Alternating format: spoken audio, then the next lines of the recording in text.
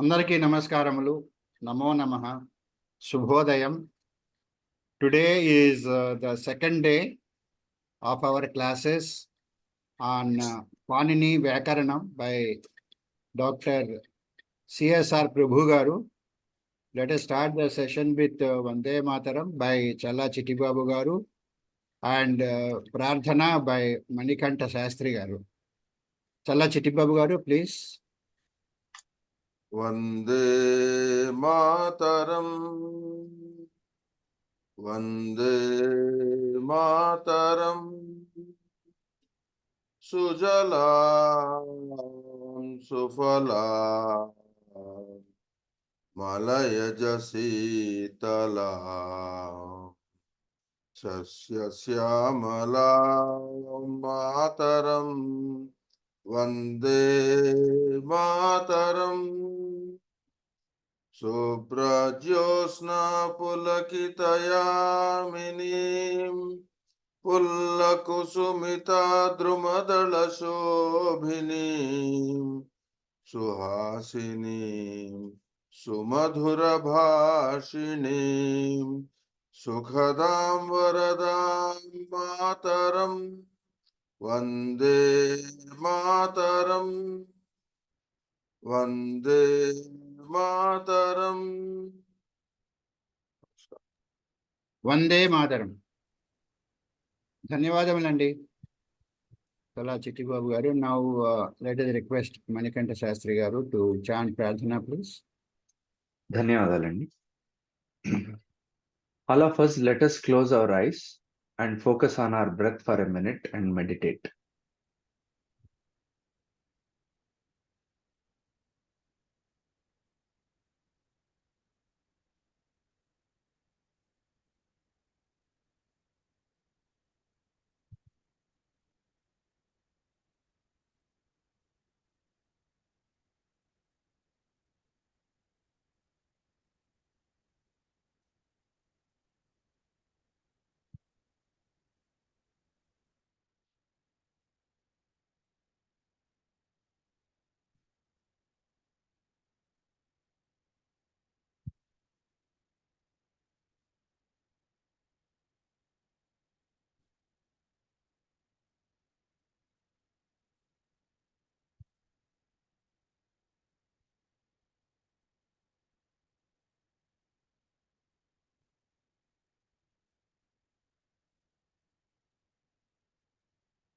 Now let us chant Omkaram for 3 times.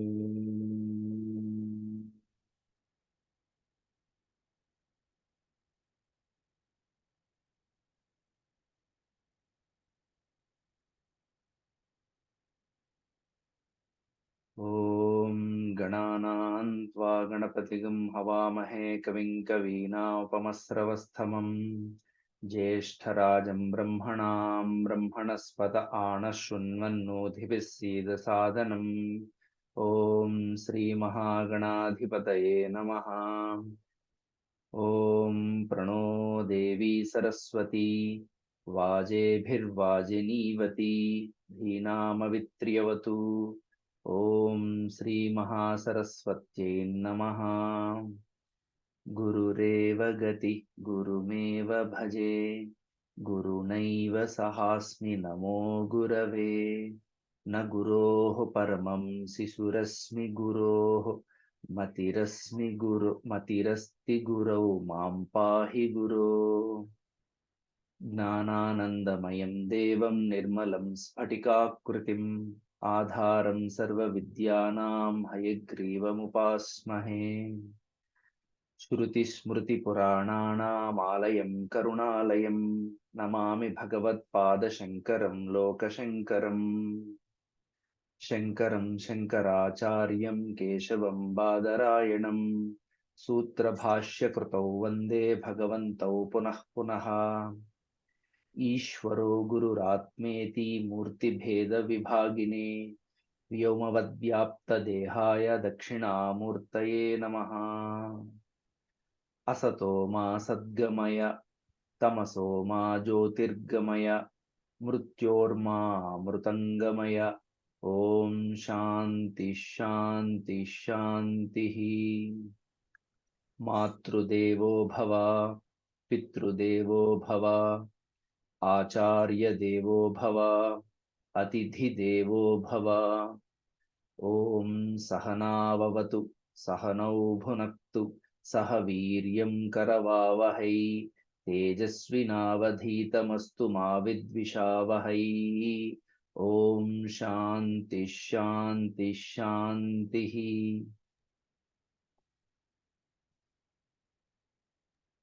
ధన్యవాదములండి మణికంఠ శాస్త్రి గారు.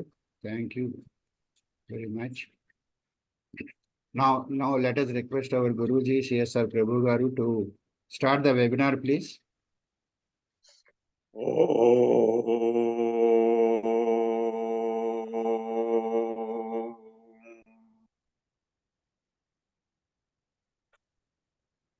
नमो ब्रह्मादिभ्यो ब्रह्म विद्या संप्रदाय कर्तृभ्यो वंश ऋषिभ्यो महद्भ्यो नमो गुरुभ्यः.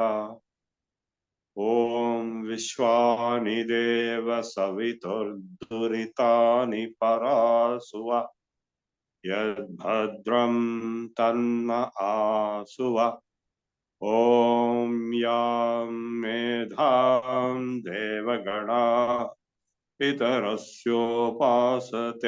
तया मामद्य मेधयाग्ने मेधाविनं कुरु.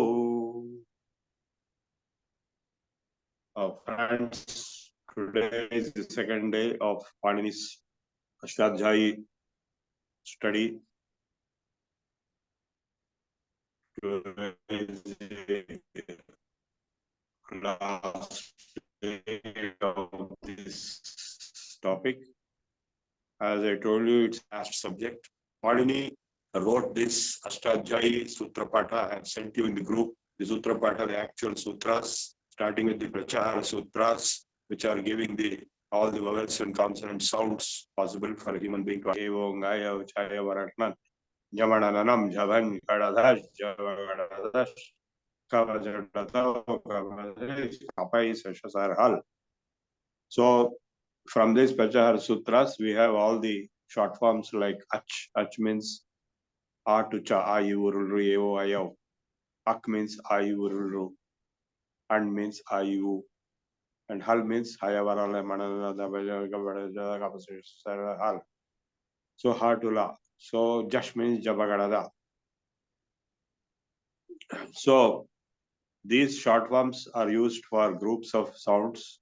They are also known as Varnas. Varna means color, color of which not for the eyes but for the ears. Like the color for the eyes will be the frequency of the light and light radiation, the number of waves per second. And similarly for the sound, that is it is called Varna. They knew that sound is also a wave and it has the frequency and pitch. High frequency means high pitch. And low frequency is low pitch and mid frequency is mid pitch. This is also explained in the Panini Sutra itself. Uchchai Rudattaha, high frequency. Purusha eva idagam sarvam, high frequency. Yad bhutam yaccha bhavyam, low and medium. Low means nichai ranudattaha, samahara swaritaha, samaha equal balanced is swarita. So no symbol. If it is high, it will be put vertical column at the top. If it is low, it will be horizontal column at the bottom. Horizontal line at the bottom. So the Veda is having the swaras, and some of the Upanishads also have swaras, and all those textual content of Vedas which have swara are called mantras. Outside Veda, they don't have swara, and that's why they are not called mantras, they are called slokas. A lot of people, even Pandits, will make this mistake to use the word shloka for the verses in the Veda. It is wrong. You should never use the word shloka for Veda. You should always say mantra for the Veda. All Vedic hymns are mantras which have swaras. Now the Varnocharana Siksha, yesterday we have discussed Akuha Visarjaniya, Kantya, Ichuesha, Stalavya, Viturasha, Murdhanya, Upupadhaniya, Oshtya.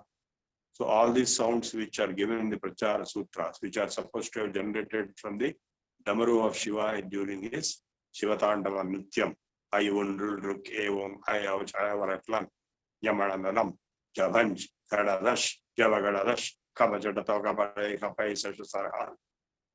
So this Shivatandavam was performed at Chidambaram, and it was witnessed by Patanjali and Vyakrapada. This is the legend. Of course, Shiva performed Shivatandam at Kailas Parvatam or at any other place at many times, but this particular one. So Patanjali wrote Mahabhashya to Panini's Ashtadhyayi Sutra, not the same Patanjali who wrote Patanjali Yoga Sutras, because he is much older. He is older to Vyasa and others, whereas this Patanjali is different. He is later to Panini. But Patanjali Mahabhashya is very famous. So Patanjali wrote a very big Mahabhashya on the sutras of Panini. You can imagine what kind of complexity or greatness or Mahatmyam is there for Panini Sutras. Even Brahaspati, we have the Bhartrhari writing Vakyapadiya. So entire literature of Vyakarana after Panini was centered and hovering around Panini only, circulating around Panini Sutras. So he is not one person, he is title. He had a big team who did this feat. It's impossible feat. So I explained to you yesterday the nature of the Panini Sutras. One important point to note is that they have a concept called Adhikara and Anuvritti. Because the sutra has to be very small. In fact, it is said that Ardhamatra Putrotsam Manjante Vyakaranam. If they can save half letter, they will celebrate as if one son is born, Putrotsam. So that much is the focus on brevity. So with one letter, two letters, three letters, sutras are there.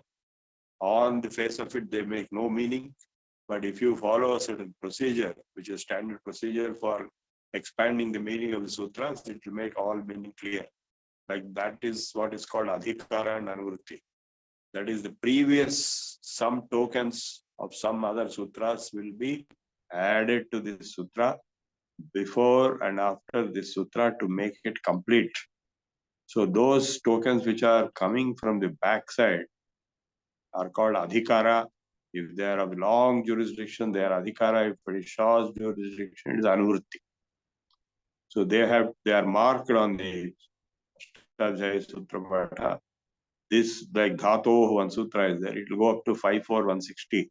So in up to 5th chapter, 4th pada, 160 sutra. Whatever you do in between, whichever sutra you take, the Dhato will commence it before that sutra. Dhato Vartamane lat lakara bhavati. So that is how we have to expand the sutra, the procedure for expanding sutras. And the rules in interpreting sutras are, if it is saptami, that means next, if there is such a next. Aka savarne dirghaha. Savarne is saptami. Akkaha, and when shashti is used, to or of for ak, to ak. Savarne means when Savarna is next to it, that's what it means. Then it will become Dirgha. So these rules, as I told you, the rules are of various categories like Sanya Sutras, which are names. Like the very first sutra, if you have seen the Sutra Pata, Vriddhi Radhaich. Vriddhi means A and I-O. A means A, Aich means Evong, I-Ouch, I-Ow. A-I-Ow means Vriddhi, that is the name given. You should not take the meaning Vriddhi means growth and all that. Here it's just a name for A-A-Ow. So then Ideng Gunaha. Guna is another name given to it, E, and Aing means A-O, A-Ong, right? So A-O, E-A-O, they are called Gunas. So that's why we have the Guna Sandhi in Telugu or Sanskritam, it is the same. Telugu is nothing but a derivative of Sanskrit. Telugu grammar is also derivative. Paravastu Chinnaiswari wrote his grammar for Telugu based on Pani. Everybody is based on Pani. And it is such a epochal, he's a Yugakarta, you can say Panini is a Yugakarta. Nobody can be compared to Panini or Ashtajayi. Nothing can be compared. The highest human brain achievement ever possible. So now these sutras, there are Paribhashika sutras and there are Kriya sutras, that is the operational sutras. Like Akas Savarne Dirgha, so it will become Dirgha. So when you have two vowels which are identical, then that will become Dirgha. So that's the operational sutra. Similarly, there are many other such operational sutras. Normally, we have studied in our Telugu language only sandhis for combinations of words, but here in Sanskrit, even the word itself, origin itself is shown as siddhi. So till now, what you studied in 20 days is just taking granted that word is already there. But how that word came, you don't know. You might have either mugged up or remembered, like Ramasya. How Ramasya came yesterday, I have explained to you how Ramasya comes where Rama Ngasi, it becomes Gas. Rama Gas will become Ramasya. That is an operational sutra. Gas will be replaced by Sya.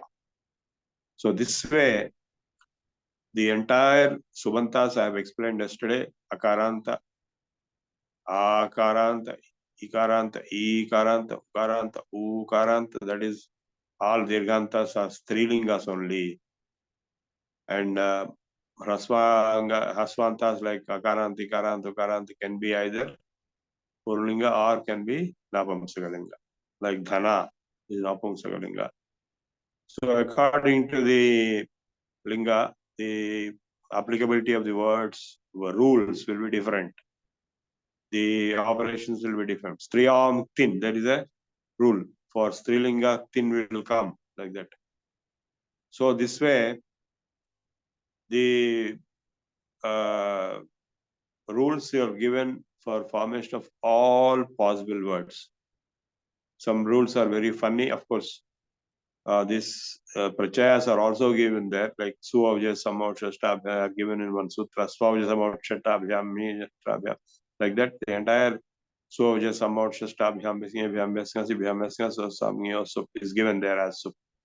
And similarly, Thing means Tiptas, Jesiptas, Tamip, Pasmasta, Athamja, Tasatham, Dhamit, Vahimahim for the verbs. So yesterday there was a long discussion about the ganas and the variations of forms. Even privately there was a discussion. I appreciate the commitment and interest of that person. But let me once again explain. See, what has happened is that basic principle you have to remember is that grammar has not come first. Panini Vyakarana has not come first. The language and the usage of words has come first. Already the language is in vogue for thousands of years, if not lakhs of years, and it is being used by millions of people. And taking into account all the usages, Panini has worked out going in the backwards, reverse engineering kind of thing, a kind of a mechanism with character strings attached to roots to generate the final form through certain string operations, which he has given as rules. This is almost like computer programming. You can implement, in fact, I have implemented Panini Sutras in C language. So he has worked out, like Ramasya is already there. So he has created a sutra called Tangasinga Saminatsya, because the Suojas, Amoksha, Stabhyamis, Ngebhyamis, Ngasibhyamis, Ngas is there instead of Sya. So these are like Dumu Vulu Prabhava Bhakti, Ninnulan Gurchi, Rinchi Dutya Bhakti, Chetan Chen, Todan Tontya Bhakti, Korakun Ke Chatutya Bhakti, Varalan Kantan Patti Panchama Bhakti, Indun Kinkun Yokka Lon Lopalan Shashti Bhakti, Indun Andunan Saptami. These are already there. So he has already created similarly in Sanskrit, just like Dumuvulu, Ninnulan Gurchi Gurinchi, or in Hindi it is Ne for Pradhama Bhakti, Ko Dvitiya Bhakti, Ke Dwara Ke Saath Tritiya Bhakti, Ke Liye Chaturthi Bhakti, Se is Panchami Bhakti, Ka Ke Ki Shashti Bhakti, Ke Andar Saptami. Very simple. Directly those words when you attach Ram Ke Liye, Ram Ke Saath, Ram Ne, Ram Ko, directly different vibhaktis will form. But in Telugu, there's two changes are there. A becomes U, Rama will become Ramu, and then Nigagamam, Ni will come. Ramuni Yakka, Ramuni Korakku, Ramuni Cheta, Ramuni Valana. So in Sanskrit, there are many more transformations. Like there is a rule which says if there is Ngas, it will become Sya. There is a Ta, it will become In. Ta Ngasinga Sam in Natsya. If it is Ngasi, then it will become At. So by that rule, Ramat, Ramasya, and so on. Of course, some sandhis also are there. So to avoid the dirgha or prevent, make dirgha happen, all those rules he has kept ready. So when a particular word siddhi is taken up, the different rules which are applicable to that situation of the character string operation will be applied. And once they are applied, that string will be transformed, and all such transformations will lead finally to the final form, Siddhi. So in this course of Saralatama Vidhi, which I am not giving because it will take 3 to 4 months, I am just giving you a glimpse of it. I have shared the textbook there in the group. You can attend in some other batch if you are lucky to get some teacher to teach it. So they have given the Siddhis of all Subantas, that is Akaranti, Karantu, Karante, Halanta, and all Tingantas, and for all Ganas. So different Ganas, the verb formation rules applicable and steps taken will be different. I hope the doubt is cleared now. So for different Ganas, the sutras which are applicable at different stages of the evolution of the formation of the word will be different. And as and when that particular operation happens, there's a different form taking up, and finally the end result will be that particular word. For one example I can give right away, more examples you can see. The person who was talking to me was asking for more examples. You can see in the book which I have shared, Saralatama Vidhi, in Hindi, of course. It's not there in Telugu right now. So it used to be there in Telugu sometime back. English also it must be there. So in that book, they have given each Gana's Siddhi process. Like for example, if you take Juhu Dhatu, Juhvadi Gana, Juhoti is the equivalent of Pathati, Vartamana Ekavachana, third person, Prathama Purusha. Then it should have become Juhvanti like Pathanti, but it doesn't become. It becomes Juhvati. Apane Juhvati Pranam Prane Apanam Tatha Pare. So in Bhagavad Gita, the word Juhvati is used instead of Juhvanti. For that Gana, all verbs in that Gana will be like that only. In some other Gana, they will become something else. In some other Gana, they will become something. Whereas in Bhuvadi Gana, which is the first Gana, this Patati, Chalati, Vadati, all are equivalent formations of the roots which are coming into the same category of drugs. So I don't want to go further into this discussion. We already discussed enough. So now coming back to the Panini's Ashtadhyayis, I have explained you the lakaras. So tenses and moods. In normal languages, we have only tenses, no moods. Moods have to be expressed by adding new words. Whereas in the case of Sanskritam, it is not like that. The moods are also conveyed in the same word. Like Upavishtatam, Pathyatam, Agamyatam means kindly, please, Dayachesi, Randi, Kuchondi. So that word itself conveys that instead of adding Krupaya, Karotu, all those words which we add. So the power, the semantic power, the expressive power of the language is much higher than other languages. That's why it has got all these features. And the Siddhi process for each of these lakaras will be different. That is also dealt in that course, that book, 44 lessons, taking about 3 months. And second part of that course is also there, Saralatamavedi part 2, which is a bridge to Mahabhashya. Once you finish that, then you can go to Ashtadhyayi Bhashya, then to Mahabhashya. I didn't do all that because my father died and I had to stop. I did only Saralatamavedi part 1. Part 2 also I did. But beyond that, I could not go because of personal crisis I faced at the age of 12, 14. So now, whatever I learned at that time, I am using now. A lot of people think I am a Sanskrit scholar. I have written books. I gave speeches in Sanskrit. I wrote translations to Sanskrit. And people ask me, where did you study Sanskrit? Which university you did MA? I said, I never did any MA in any university. I did BTech, I did MTech, I did PhD in computer science. But this 3 months course, which I studied at the age of 12, is so powerful. A lot of people who have done MA will not having even one fraction of knowledge of this course, of the Ashtadhyayi.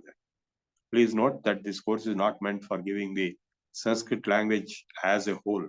The vocabulary, usage, and exposure you have to get through the reading of texts.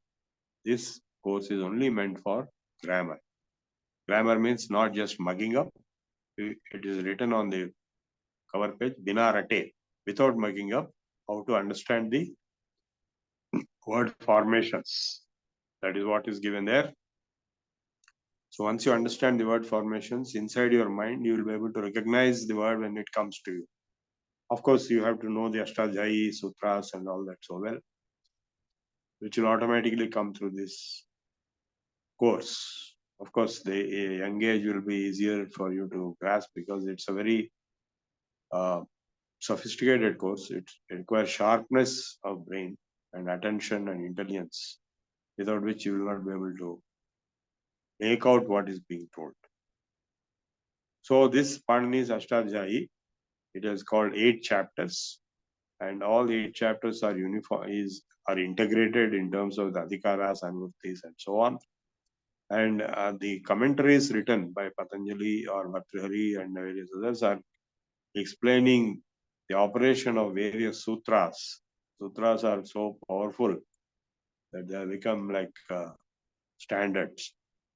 Ting Shit Sarvadhautakam, that is a sutra. Ting and Shit will become Sarvadhatak. That is the name given to Ting means Tiptas Jisiptas Tame Pasmas Tatham Jadazatam Do Itvahimam. Shit means when Sha becomes It. So Sarvadhatakam, once it becomes Sarvadhatakam Apit, then there is another operation. So this way, it is a world by itself. It is a universe, Panini universe, you can say.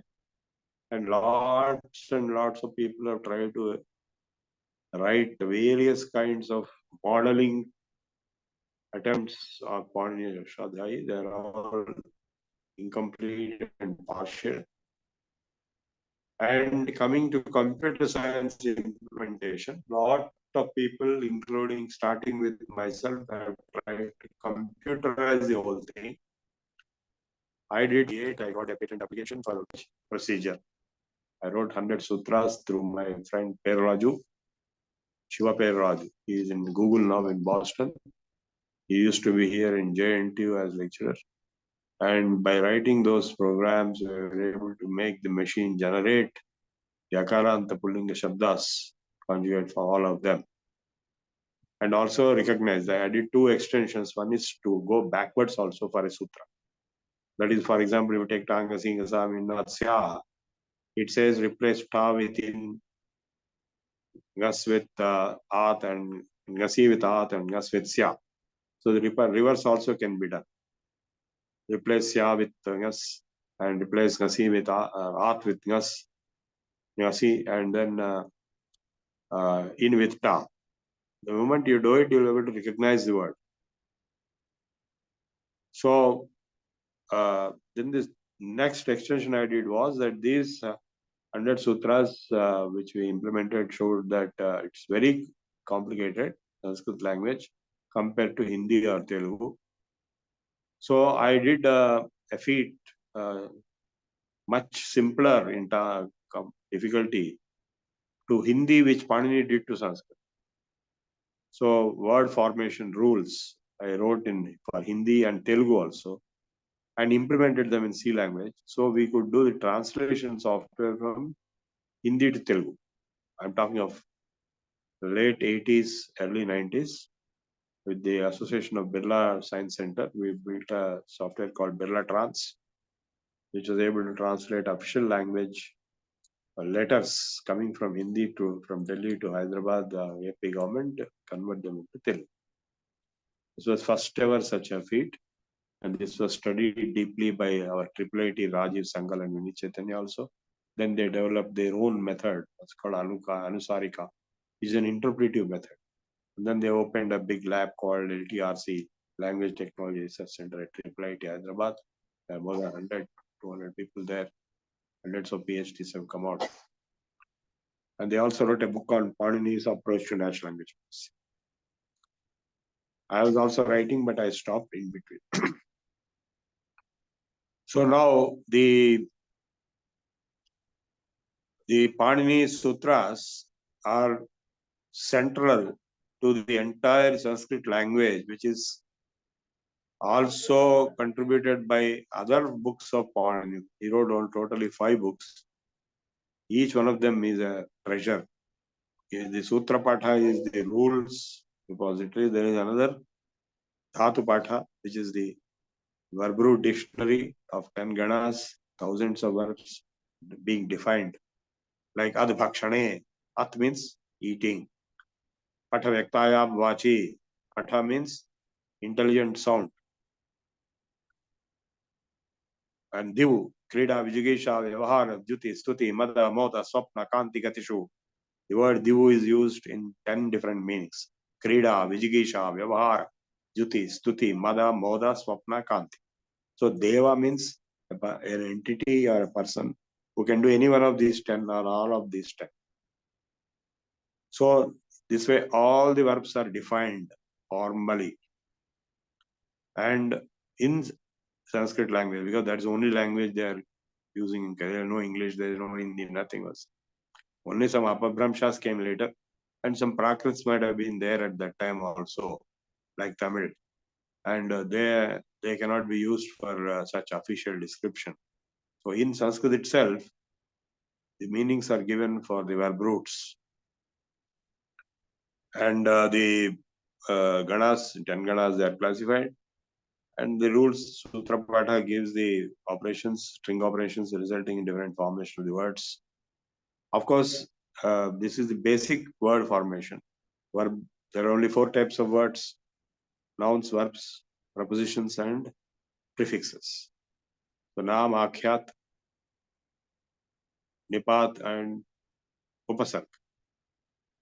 Nipat is nothing but preposition like Kintu, Parantu, Cha, Tu, and so on, which have no changes. And then the Upasarga I have already explained. The prefix Upasarga is, you see, the like Naya, when you put pra, it becomes Pranaya. If you put Vi, it becomes Vinaya. Totally different meaning. And the same Naya, when you extend it in Krit Adhita form, it becomes Naya, Nayaka, Nayaki. So Naya is nothing but leading. And if you put Vinaya, that is Visheshanaya, it is humility. If it is extraordinary leading, Pranaya, it is love. And so like this, and a person who does that is Nayaka. Or if it is female, it is Nayaki. So all male words can become female words by adding Dirgha. Either A or E. Vidya, Lakshmi, Saraswati, all Strilingas are Dirghantas. So now the various words, like if you take Kru Dhatu, Dukrum Karane, you might have heard of this. Bhaja Govindam, Govindam Bhaja Mudhamate, Samprapte, Sannihite Kale, Nahi Nahi Rakshati, Dukrum Karane. Dukrum Karane, that is a Dhatu Patha state. Dukrum means actually Kru Dhatu. The do will go and Kru will remain. So Kru means Karana, that is doing. So from Kru, you have Krushi coming out with Krutadhita Samaja generation, and Karta, Karma, Kriya, Karaka, Karana, all coming from Kru. So similarly, from each verb root, this is an important point, all nouns have their origin in the verbs, verb roots, like Rama, Rameti Rama. A person who is enjoying, Rama means enjoyment. A person who is indulging in Rama, that is the action of Ramatva, he is called Rama. So every noun has its root in verb. If you can trace it, if you know it, it is there. You may not know, that's a different thing. And in Sanskrit language, there are two types of words, Rudhi and that is on the surface what it means and what actually it means. In the previous ages, the name of a person was given by his properties. Like Arjuna was called Arjuna because he was in Arjuna Varna, brownish color. Krishna was called Krishna because he was in Krishna Varna, he was dark. Whereas today, we keep somebody else's name as our name. Like my name is Sri Rama Prabhu. SR means Sri Ram. It is not actually my name, it is Sri Rama's name. He was born in Ayodhya and all that. So his name I am keeping. Rudhi and Yogika, there are two types of words. So these kind of proper nouns which are kept on others' names are common only in Kali Yuga, not previously. So the name given to a person will reflect his properties. Satyavan or Yudhishthira, Bhima. Bhima means he is Bhayankara. Duryodhana, that means he is difficult to fight. Dushasana, that means he is difficult. His shasanas are difficult to break. Anjaneya, born to Anjani.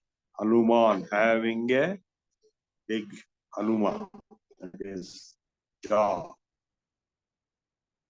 So today we'll keep Srinivas. There will be 1 billion Srinivas. He has neither Sri nor Nivas, but he'll keep that name. Actually, it refers to Vishnu, who has Nivas of Sri with him. So all names originate from verbs, and all names in Sanskrit language can be either yogic or rudhi, and then in other languages they are repeated. Indian languages, except Tamil, Tamil has more Dravidian words, which are Desha, local words, has a few Sanskrit words.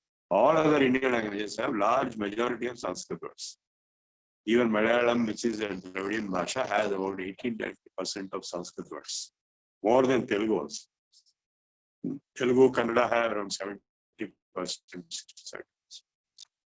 So same words are taken here, but important point, there are some changes when it comes to that particular language. Like Lakshmi is valid in Sanskrit. All Strilingas are Dirghantas. But when it comes to Telugu, it can be a Raswant also. Everybody will keep name Lakshmi. They don't say Lakshmi. My wife's name is Lakshmi. If you say Lakshmi, she may get angry. Because it's a Telugu name, it's not a Sanskrit. In Telugu, the Strilingas will have only Raswantas, not Dirghantas. Dirghanta also can be there, but they don't want it. But in Sanskrit, the Raswanta is invalid. There cannot be a Strilinga word which is not a Dirghanta. Vidya, Lakshmi, and so on. So all Strilinga words are Dirghantas according to Sanskrit. And also according to Hindi, but not in Telugu. So those words, mostly words, all the Indian languages have three categories of words: Tatsamas, Tadbhavas, and Deshas. Tatsama means same as Sanskrit. Tadbhava means born out of Sanskrit. That is distortion. Prakriti, Vikruti, Lakshmi, Lachi, Supa, Pappu, and so on. And third is Desha, local. Those local words are Prakrit words, which are very ancient. And Tamil is the oldest Prakrit in the world.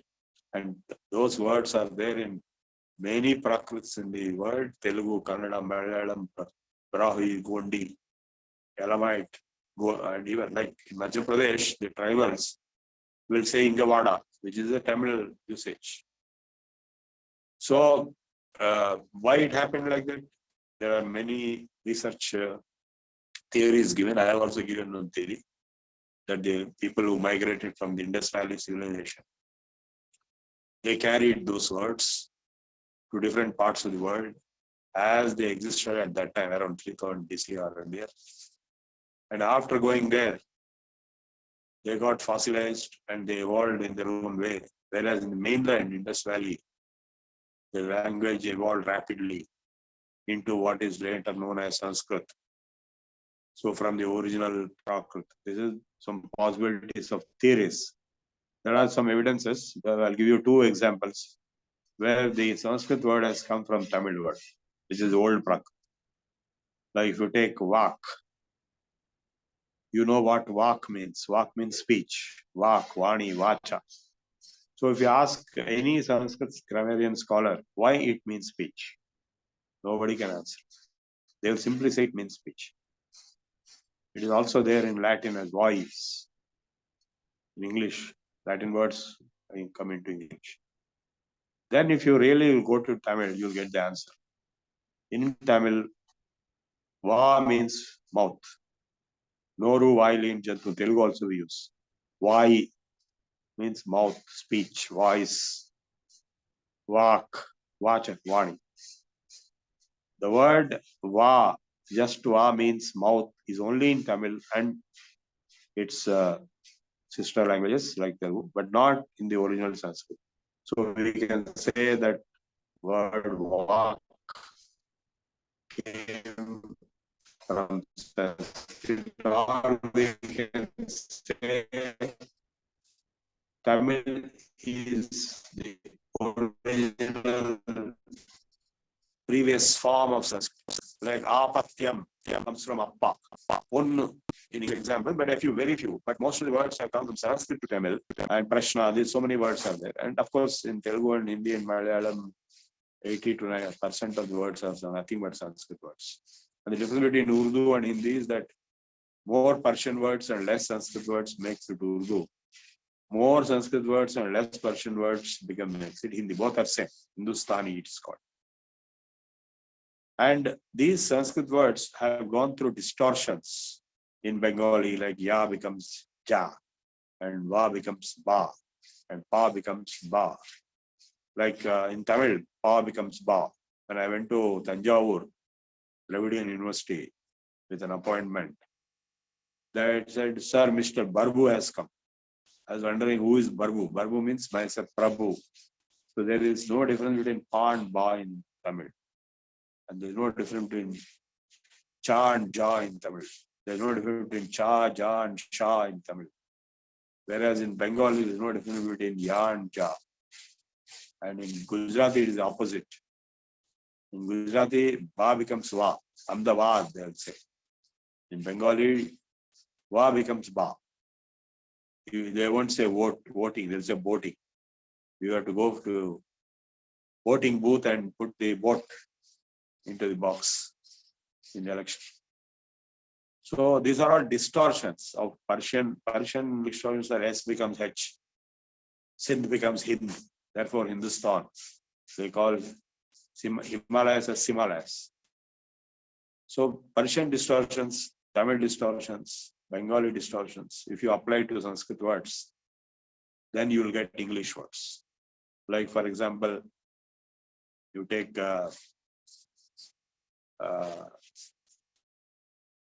center.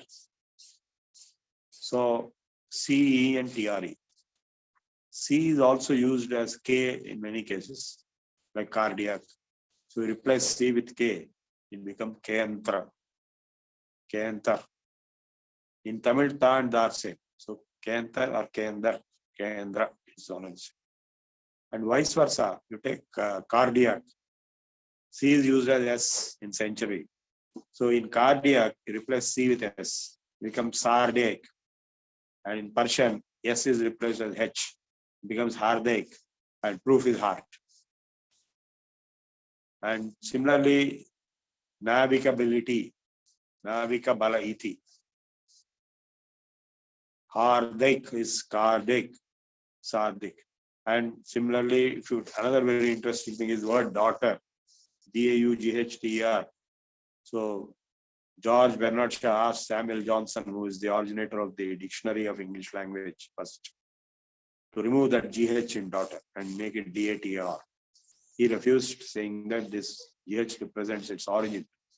The origin of that word daughter from Persian, Dahkitir, Kha. And that Dahkitir is originated from Sanskrit, Duhitra. Duhitra becomes Dahkitar, and Dahkitar becomes daughter. GH has to continue. So that's why I have given lectures on how English words or in other language words can be derived from Sanskrit words. In fact, 30% of the words in European languages are plain Sanskrit, even in English, like nas, nos, and say door, door, danta, danta, pedestal, padestal, hastabandha, husband, cerebrahma, cerebrum, asthi, osteopathy, jara, geriatrics. At is it, EAT, it. So this way, there are big books written on, there are dictionaries written on Sanskrit words in English. And Tamil words are also there. Like arisi is rice, onnu is one, O-N-E. So distortions of Tamil, Bengali and Persian to Sanskrit words result in English words. Not all English words, many English words, which are connected to Latin. Like you take our hardware, Pentium chip. What is Pentium? It is nothing but Pancham. 586, Intel 80586. The proof of that is you take the months. Saptambar, Ambar in Latin also means sky. Why it is September, October, November? Because if you take the word calendar, Kalantar is calendar. So which is the first month of the Indian Kalantar? Ugadi, March, April. So you take April, May, June, July, August. August is 6th. What is after August? September, 7th month. Ashtambar, November, Dashambar. So 10th, number 10 in Latin is number 10, Mas, X Mas. Mas in Latin is month. Nothing but 10th month, Dashambar. Ambar is sky. So they are our own people. So they introduced names of Julius Caesar for July, Augustus for August, and like that. So they didn't find any such requirement for 7, 8, 9, 10. So they were migrants from India long back, or 40,000 years ago. Genetic research was done to prove that. That's why the linguistic similarities are also there. 30% of the words are Sanskrit words. All European languages, I have got dictionaries. In fact, there are more Sanskrit words in Russian, German than in English, Italian. So that shows that they all have common origin. That is why this is called Indo-European family of languages. Of course, they gave a theory that originally they gave a theory that Sanskrit was the mother of Greek and Latin, who are the mothers of Indo-Germanic family and English and all the other French and other languages. But later they shifted to say that before Sanskrit there was another language, Proto-Indo-European, which is the root, which is nothing but Vedic Sanskrit to my knowledge. But they don't want to use that word because they will be denigrating themselves by accepting that. Initially they accepted, like Sir William Jones, who was the Chief Justice of Calcutta High Court, wrote a book where he proved that Sanskrit is the mother of Greek and Latin, and therefore mother of all European languages, and therefore India is the motherland of the entire European culture and civilization. So at that time, they accepted that. They studied Sanskrit language in Germany in a big way. Even today, there are universities having teaching Sanskrit language. And they studied Kalidasa's Shakuntalam. They were enacting the dramas everywhere. And then when the East India Company was taken over by the British government, they changed the narrative, saying that Sanskrit is not the mother, but is only a sister, elder sister. There was another mother which was there before Sanskrit. That is a bogus theory. Sanskrit itself is the mother. Vedic Sanskrit, you can say, is the mother of the entire world family of languages. And I have done research to produce evidence from the script point of view. Let us talk a little bit about scripts. The Indus Valley civilization, the excavations have shown a particular script. Until today, nobody deciphered 100%. But S.R. Rao, who has excavated Dwarka underwater at sea in the marine archaeology in Dwarka, he gave a theory that he wrote a big book called The Dawn and Evolution of Indus Civilization. There are 3 phases of the Indus script evolution. First phase, second phase, that is Harappa script, it's called. First phase, second phase, and third phase. In the first phase, it had no Mahapranas, it had no Ha, it has all Tamil characteristics. In second phase and finally third phase, it acquired Sanskrit characteristics, the Mahapranas. Like for example, he has given inverted V, that if you put a line, it will become Ga in Telugu. If you put a line, it will become Ga in Hindi also. So that is Indus script. And if you have a circle and dot, it will become it is Ta or Theta in Greek.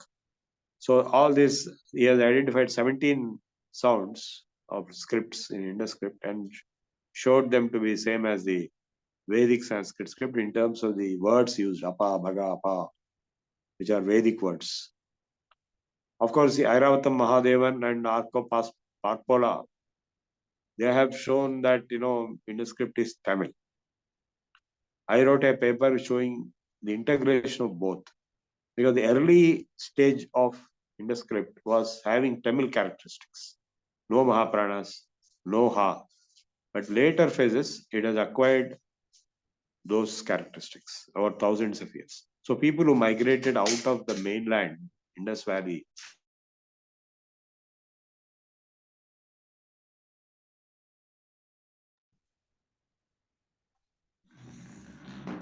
they have carried that language as it existed, like Tamil characteristics, to the destinations where they settled down, and later it evolved in an independent manner.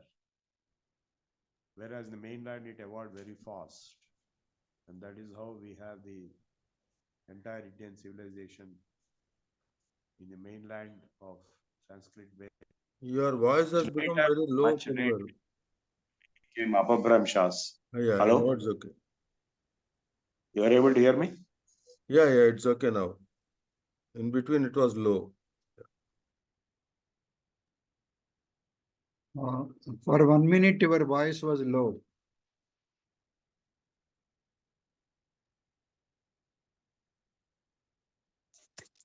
Hello?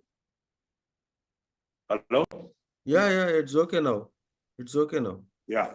Okay. Only thing is your video is turned.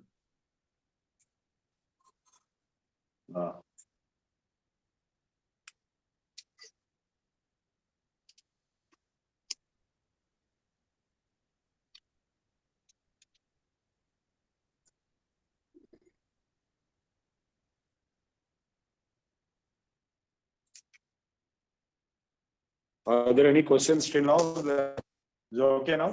Yeah. Hello? Turn the video. One more. Yeah, now it's okay. Yeah. So the evolution of other languages from Sanskrit language took place over thousands of years. The apabhramshas like Hindi, Marathi, Gujarati all came around 1,000 years and later back, not before. There was no Hindi before 1,000 years also. No Bengali, Marathi and all this. There were Prakrits, and those Prakrit words are now there in those languages. And something like Tamil, even in North India or West India or East India. But the emergence of Sanskrit as a standard language, even Shivaji's administration used English as the, Sanskrit as the official language. If you go to Bombay airport, you'll find a seal, Shivaji's official seal.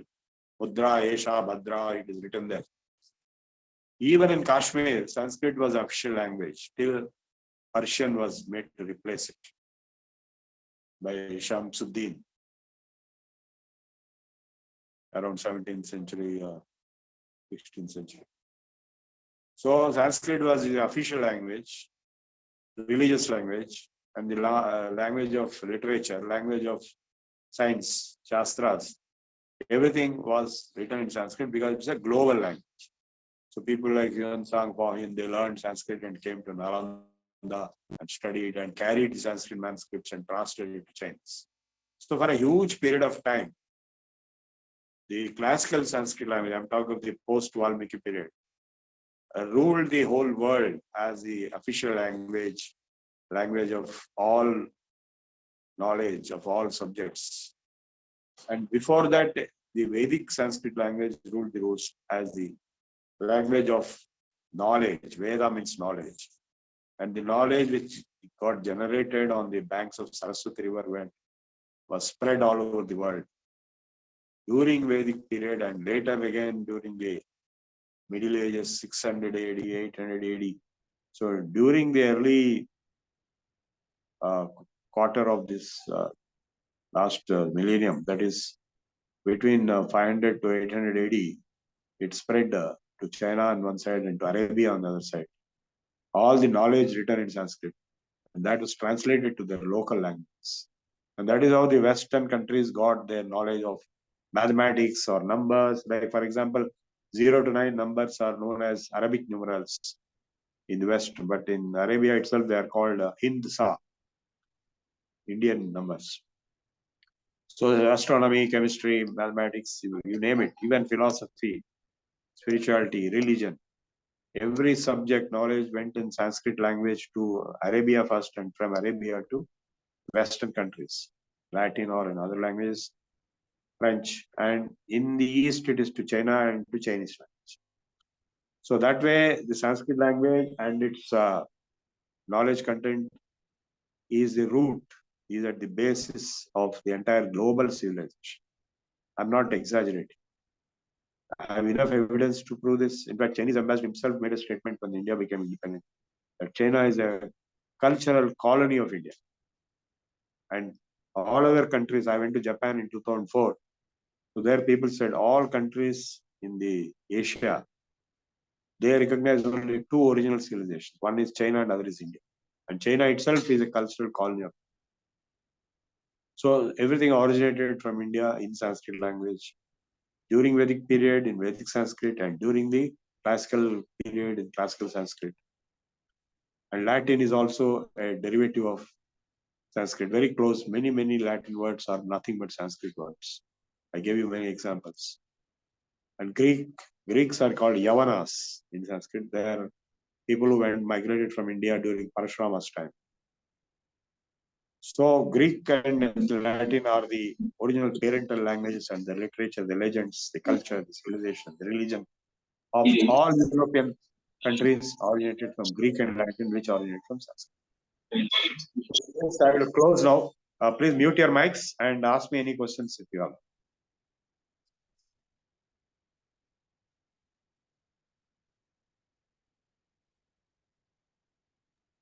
I want to make it more interactive. You can ask me questions now. Yeah. I gave a lot of information yesterday and today. Any questions? Ramaswamy Garu, have you got your doubt cleared?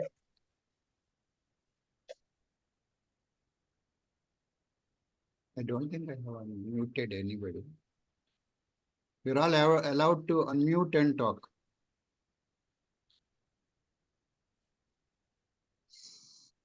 Ramaswamy Garu.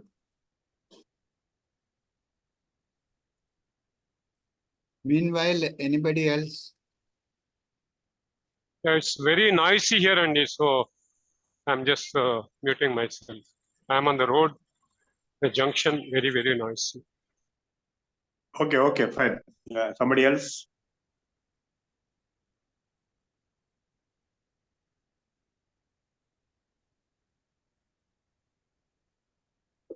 Okay. There was some comment on chat. There Yeah. are no chat messages on chat. No, I saw one. There. No, it is asking There for are- a PPT if available. No, there is no PPT. Yeah, Gautam Mukherjee says in Bengal the V becomes Ba. So that's what he was Yes. trying to mention. Otherwise, That's there what are I told you. yeah. Ya becomes Ja and Va becomes Ba. Mm. So I touched upon panorama of various topics, the Indus script, the evolution. By the way, I forgot to tell you that all the modern Indian language scripts, they have come from Brahmi script. In the Amaravati Museum, you can see all Indian languages, alphabets being originating from Brahmi. And that Brahmi script is a child of Indus script. Around 5th century BC, Brahmi script came into existence. Ashoka also used it. And before that, 19th century BC is what is called Kharosthi script, which originated from Indus script. And Arabic and Hebrew originated from the Kharosthi script.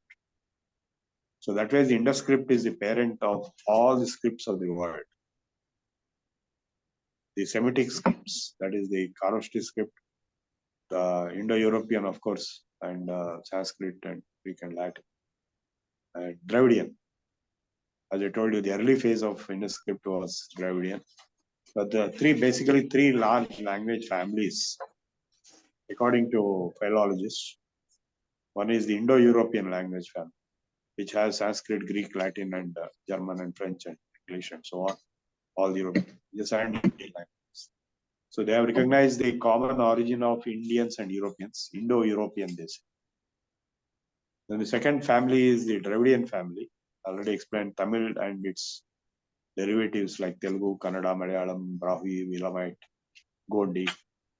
And the third is the Semitic scripts and Semitic language, that is Hebrew, Arabic.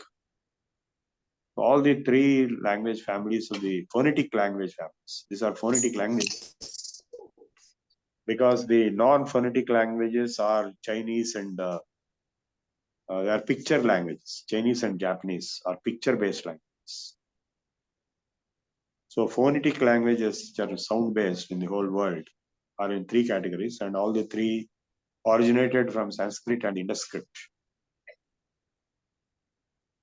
Okay. Sir, I have one small doubt. Yes. But, in various languages have a different number of alphabets. Like Telugu has 56 plus one or two more. And Sanskrit has 48 plus some conjugation of letters. And English has only 26. And other Indian languages must be having somewhere in between. So how this number of alphabets in a particular language will affect the pronunciation, especially when you are chanting Sanskrit slokas. Okay, good question. It's a combination of many questions. So let me explain that answer, and after that I'll take up other questions. I have a lot of time to answer. See, what you have to realize is, for this question which you asked, the Sanskrit language has the maximum sounds included. I mean, I'm talking of the Vedic Sanskrit as well. What you see, normal Sanskrit is different, Vedic Sanskrit is different. Vedic Sanskrit has got additional characters. And so other Indian languages are derivatives of Sanskrit language. As I said, except Tamil, which is old and has no Mahapranas. Gha, cha, dha, tha, pa, they're all missing. And also, the sounds of one group are same. Ka, kha, ga, ga are one and the same. We can only one letter, which is written as ka or ga or ga or ga, same letter, one single letter. And same letter will be used for cha, ja, sha. So this is a kind of a simplistic situation before the complexities came up. And English also is like Tamil in the sense there are no Mahapranas. But ha is there, H is there. In Tamil, H is also not there. So they cannot say Mohan, they'll say Mogan. So these are the characteristics which have evolved over a period of time, large periods of time. And but mostly it is same as Sanskrit. It is not exactly same. Combination like Sha. In Telugu, we have one Ha, La, and Sha. Sha is not a single letter, it is Ka and Sha together. So you can ignore it. As far as La is concerned, it is there in Rigveda also. Agni Mile Purohitam.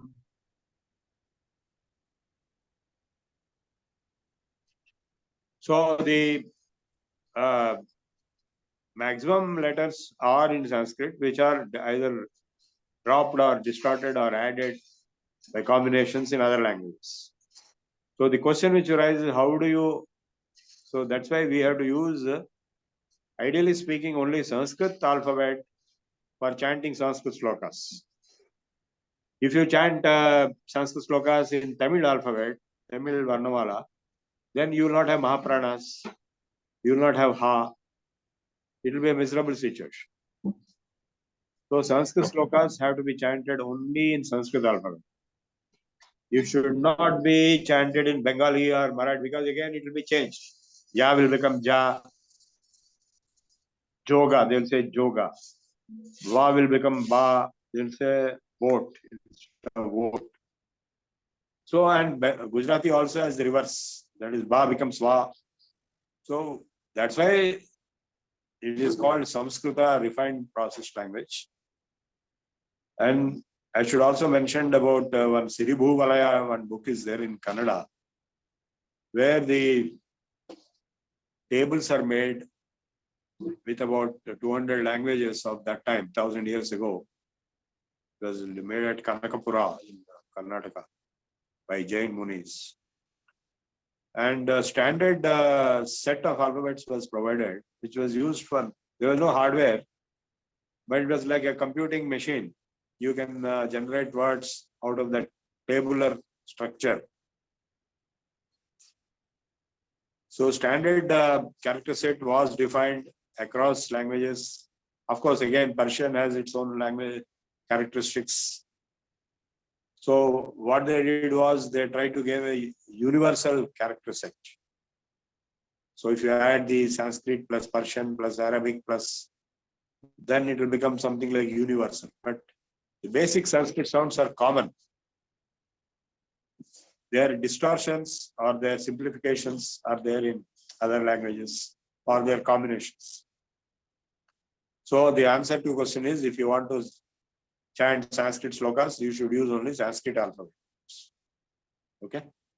Yeah, especially in foreign countries, USA or somebody, people are very enthusiastic about learning slokas in various various forums or various training centers, they say, okay, we teach you how to chant slokas. But their language is English, where so many sounds are not there. So if you chant these Vedic slokas in English, it will be horrible to hear. So what is the solution for this? No, they have to learn Sanskrit alphabet. They have to use Sanskrit sounds only, and they learn. There are white mantra chanters, Vedic chanters, song chanters, song singers, very, very correctly doing. They are white men and white women. I know one lady based in London. She is very popular. She sings all Sanskrit songs, not only Bhagavad Gita, but everything, along with musical notes. She's a white lady, very famous person. And she's very successful. So they learn Sanskrit. They will, even the members of the Chimaya Mission or Arshad who are coming from abroad, they learn, they chant accordingly. In fact, if you go to Kasi, nowadays there are some chanters of mantras also, white people. And in Rishikesh, the many yoga teachers and gurus are also white people. Like our David Frawley, Vamadeva Shastri, he's a top scholar. Yeah, I agree with you, but there are a lot of people who have gone to abroad on job purpose, the families, and their kids are now coming up. And then they have a good intention of retaining their culture and then started learning these slokas by sending the people to the nearby place where they teach slokas. But they are chanting slokas in English, almost. No, in English, there are certain, in fact, we are having this problem in writing also, in our course manual which we are preparing, Prabhakar Rao and I and Vishalakshi, remember that course manual? Yes. There also we had this problem because I objected to many of the spellings in English. See, if you say Rushi, if you say R-U-S-H-I, it's a Telugu pronunciation. What you are telling is the English pronunciation, but what I'm telling is Telugu pronunciation. If you put Telugu pronunciation into Sanskrit, it will be wrong. R, for example, that R is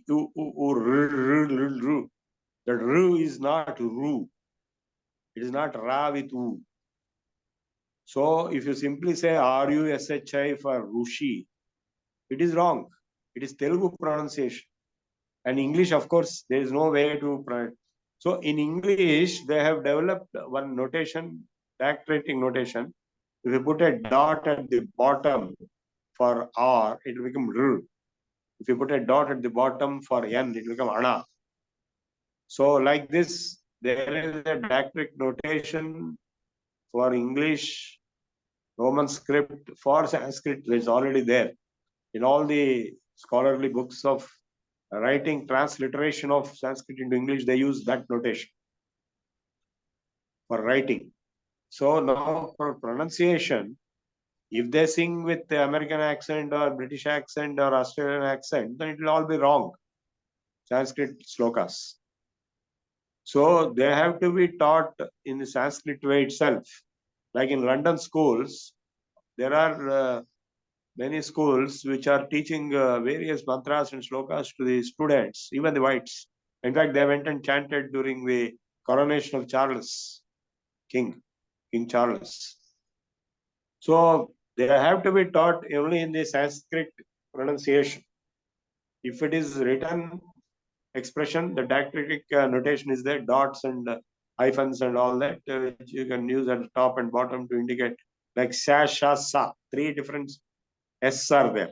If you put a dot at the bottom for S, it will become sha. If you don't put, it will become sa. If you put a dactylic mark at the top, it will become sha.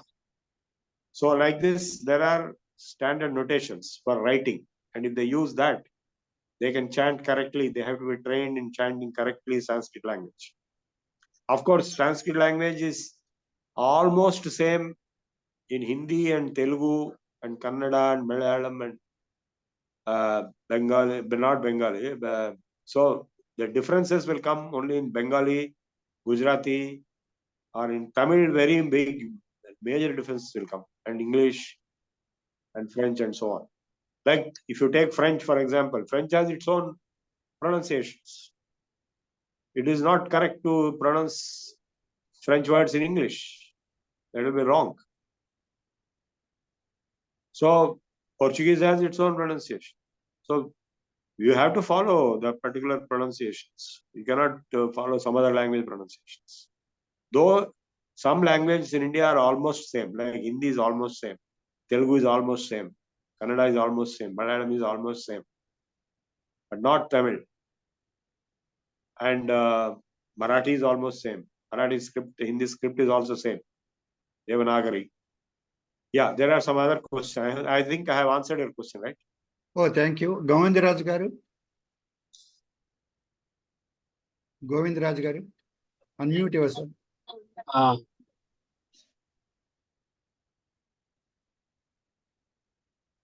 Okay, speak. Can you hear me? Problem. I can. Yeah, okay. Can you hear me, sir? Yes, go ahead. Sir, in Bhagavad Gita, Yes. Govind Rajgaru, your voice is breaking very badly. Yeah, I can't hear you. I can't hear you It's not anymore. coming. Put a chat box. Put in chat box. So in the chat box, he has asked a question. Can you explain a bit on Prakrit language? Its source its source is Sanskrit or something else? Well, you see, there are two theories. I'll tell both theories. The one theory says that Prakriti is nothing but abhabramsha, that is distortion of Sanskrit words. The other theory says the opposite.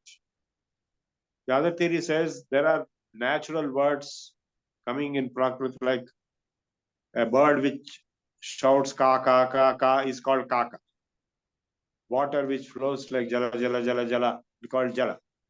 So natural origin of the words in Prakrit, then which are refined and processed and upgraded into Sanskrit. Both ways it may be true. Sanskrit words became Prakrit words became Sanskrit words. Tamil is the oldest Prakrit. Yeah, in slokas there are two chandas, Anushtup and Trishtup. Yeah, read that statement, Chitubab. Govindarajan sent a message. Can you read? I can't read it. It's gone. Yeah. I'm just reading it. Yeah. In slokas, there are two chandasus. Anustup and then Trishub.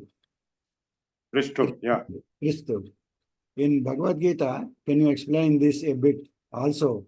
For mantras, are there similar meters to help know how to recite mantras? Yeah. You see, you are asking a group of questions, not one question. It seems to be a lot of confusion in your mind. Now, you see, regarding mantras, first I'll answer. Mantra means Veda. So Veda has got different types of chandas. Gayatri chandas, Anushtup chandas, Trishtup chandas, Vrahati chandas. There are something like 10 different types of chandas. So the chanting has nothing to do with chandas. Chandas is to do with the composition of the poem, the hymn, the mantra. Don't worry about it. Chanting is taught according to the tradition. If you belong to Krishna Shakha, then the Purusha Sukta will be taught according to Krishna Shakha Purusha Sukta. If you are born into Shukla Yajurveda Shakha, then the same Purusha Sukta in Shukla Yajurveda will be taught in a different chanting. So chanting has to be learned as it is. You cannot chant by reading the book. It's very difficult. You have to learn from the Guru, because the swara is involved in the Veda mantras. If the swara is not there, then you can read from the text. Like many Upanishads, there is no swara. Om ityekakshram brahma, there is no swara there. There is no chandas, there is no swara is different, chandas is different. Now chandas, Gayatri chandas, Anushtup chandas, Burhati chandas, Trishtup chandas, all these chandas are meant for the Vedic mantras. So the chandas used for Ramayana and other Sanskrit texts which are not Vedic mantras or Bhagavad Gita is different. In Bhagavad Gita itself, there are 2-3 types of chandas used, like Utpalmala, Champakmala, like in Telugu, we have these various chandas. So in the 11th chapter, they used some Dalshtra Karala Nichate Mukhani, Drishtwaiva Kalanal Sannibhani Dishona Jane Chalabhesan Prasida Devesa Jagan Nivasa. This is a different chandas compared to Vasam Sijirnani Yadha Vihaya Navani Grindhati Naroparani Tatha Sharirani Vihaya Jirnani Anyani Samyati Navani Dehi. So you don't worry about chandas is important only for a person who composes a shloka or a mantra. You are not doing that, so you don't have to worry about it. For chanting with swara means you have to learn from a person, from a Vedic Guru. I learned Purush Sukta for 3 months. And if it is not Vedic mantra, you can chant directly if you can pronounce correctly. That's all. Okay, next question. Okay, Lokanatham Garu. Ji, namaste ji. Yes. Yes. Ji, I am Loknath from Chennai. Now, Yes. I have one doubt, ji. In Tamil, there are Yes. vowels 12, consonants are 18, totally 30 letters. Yeah, there are the Tamil words, letters which are not there in Sanskrit. Yes, only 30 letters.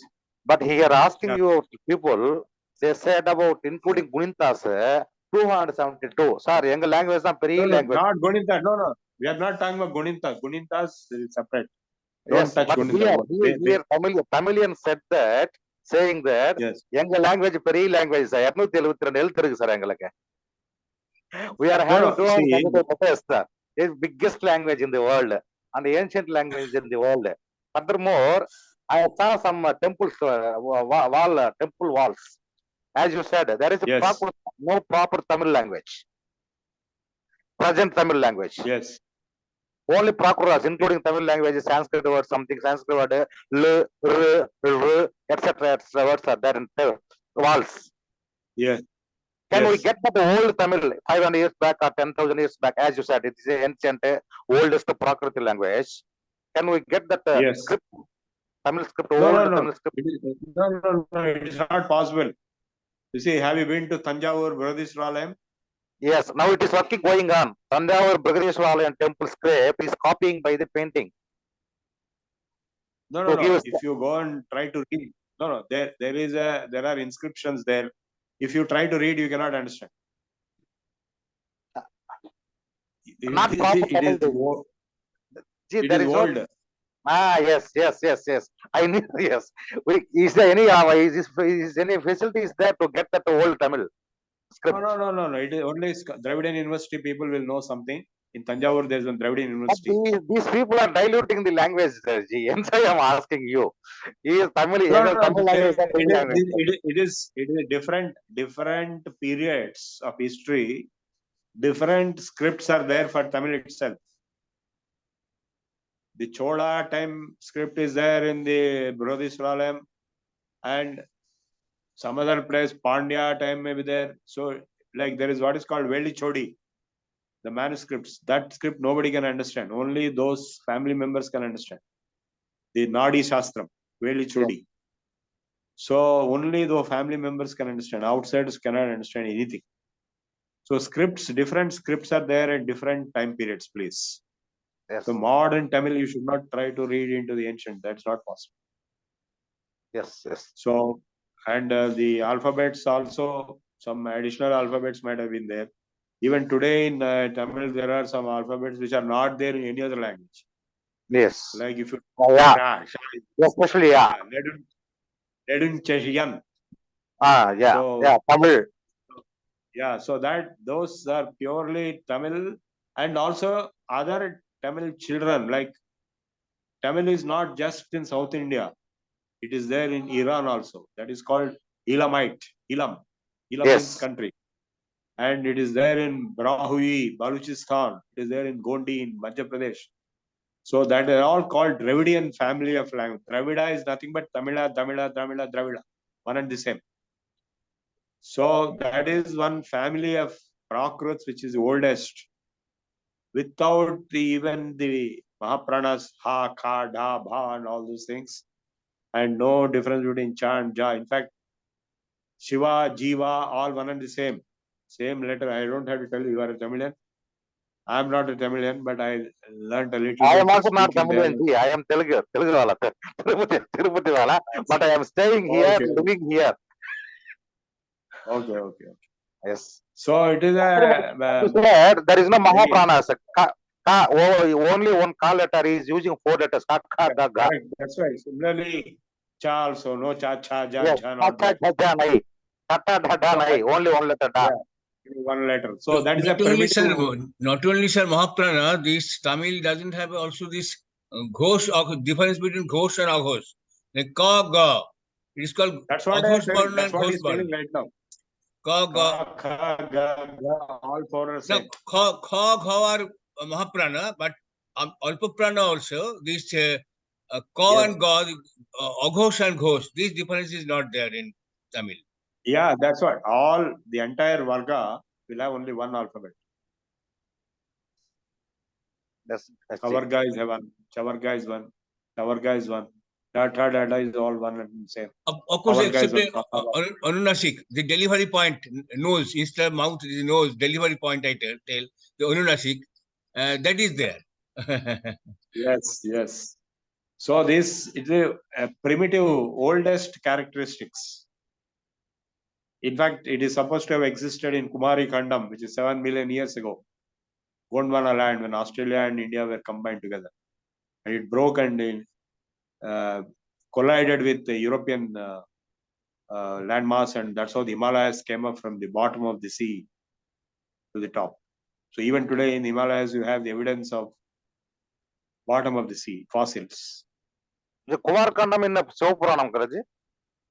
Yeah, 7 million years back. Oh. Dhanyavad ji. Right. Okay, thank you very much. Anybody else has any question? If not, then we thank Prabhu Garu for Yeah, there is a one question. How many Sanskrit alphabets are there?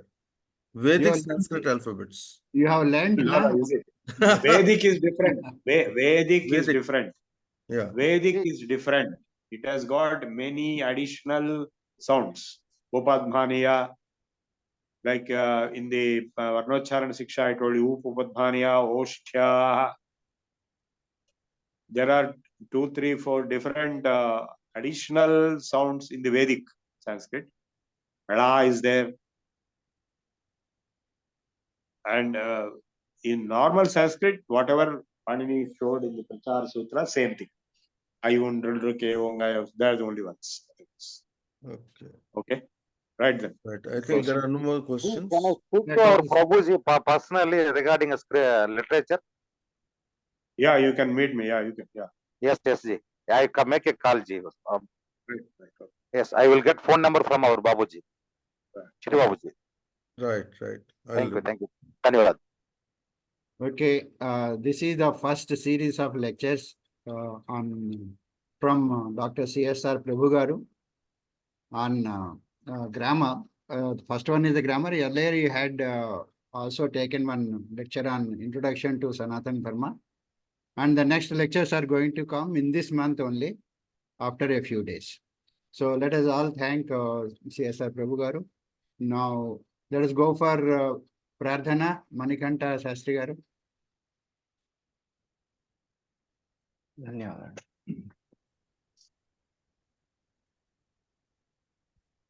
స్వస్తి ప్రజాభ్యః పరిపాలయంతాం న్యాయేన మార్గేణ మహీం మహీషాః గోబ్రాహ్మణేభ్యః శుభమస్తు నిత్యం लोकाः समस्ताः सुखिनो भवन्तु। काले वर्षतु पर्जन्यः पृथिवी सस्यशालिनी।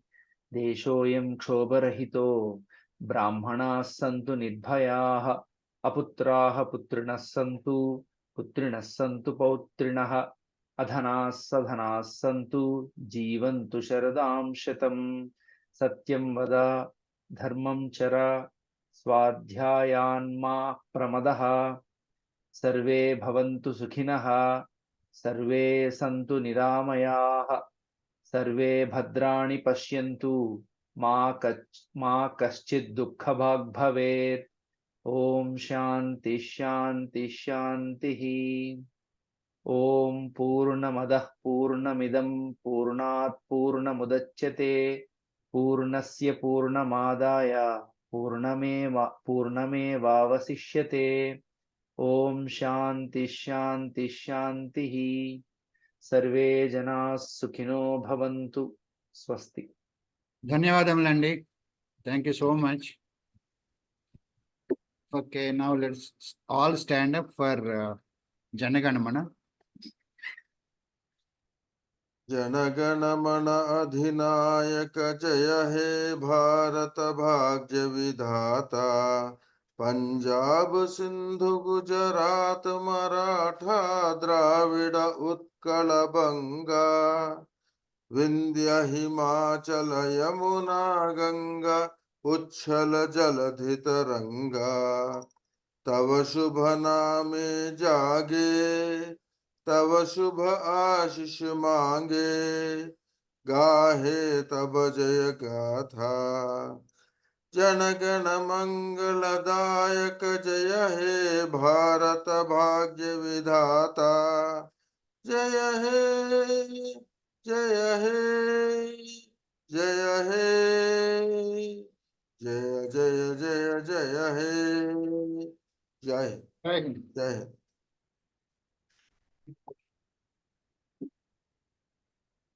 ధన్యవాదములండి.